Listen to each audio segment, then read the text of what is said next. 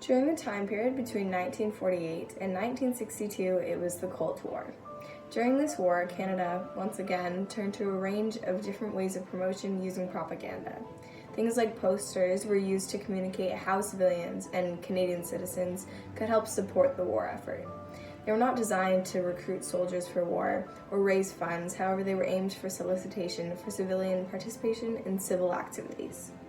What is civil defense? It's simply the act of training civilians to be prepared for attacks during the wartime. Civil defense engages all citizens on the home front of the battlefield. This was very distinctly different from previous wars and battles because it was not fought internationally by troops at a distance. The Cold War brought the battlefield straight to home because of the threat of nuclear attacks. Fear was intensified because of this newly developed nuclear technology. People knew that this would drastically change the nature of warfare and sparked immediate, widespread anxiety for civilians. Cold War civil defense aimed to stop these worries and provide practical training and preparation for nuclear devastation. Civil Defense Canada was formed in 1948 to develop, organize, and promote civil defense activities. Major General F. Worthington was chosen as the lead advisor. They used a model of defense often referred to as self-help. It implied that civilians were to be involved in their own defense activities.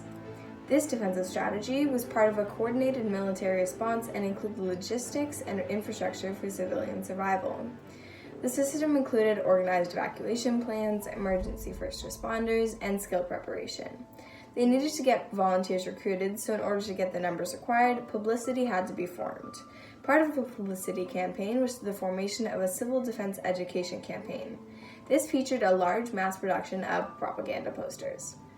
During the mid-1950s, the Canadian poster campaign was developed by the Internal Services Division of the Department of National Health and Welfare. The campaign featured the cartoon mascots of Civil Defense, Be Alert, and Just in Case. They were produced largely under the guidance of the Bureau of Public Information. The posters were informative and it was highly focused on words rather than being image-driven. As well, they often relied on humor to relay its messages. Later on, wartime demands led to a change of tactics.